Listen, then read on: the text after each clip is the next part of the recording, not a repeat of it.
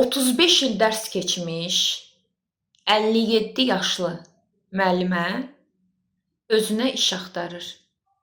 Qulluqçu işi. Gecə-gündüz də çalışaram deyir. Niyə? Çünki indi 57 yaşı var, 65 yaşında pensiya alacaq. Görün neçə il sonra. Çox maraqlıdır. Bu cür paylaşımlar, məsələn, deputatların da qarşısına çıxırmı?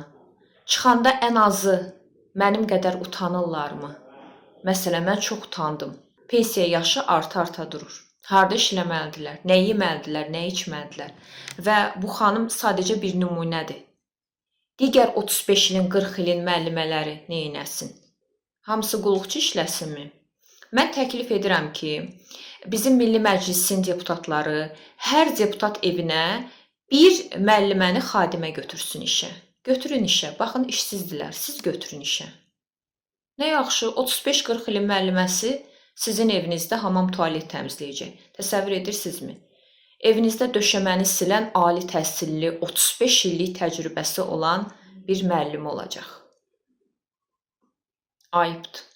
Vallahi ayıbdır. Mən şəxsən bu iş elanını görəndə çox utandım.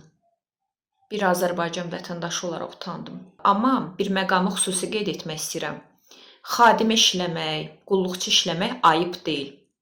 Qətiyyən ayıb deyil. TikTokda oturub pul dilənməkdənsə, öz əlinin zəhməti ilə, alnının təri ilə gedib işləmək qat-qat şərəflidir. İstər xadimə işləyərsən, istər küçə süpürərsən, istər gedib bir evdə qulluqçu işləyərsən, hamısı bizim əziz, dəyərli, zəhmətkeş bacılarımızdır.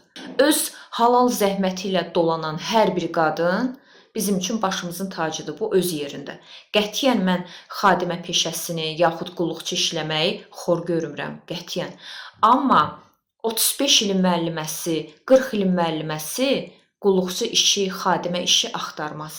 Niyə axtarırlar? Çünki pensiya ala bilmirlər. Nə ilə dolansınlar, nə yesinlər, nə içsinlər? Məcburdurlar. Bu bizim təhsilimizin ayıbıdır.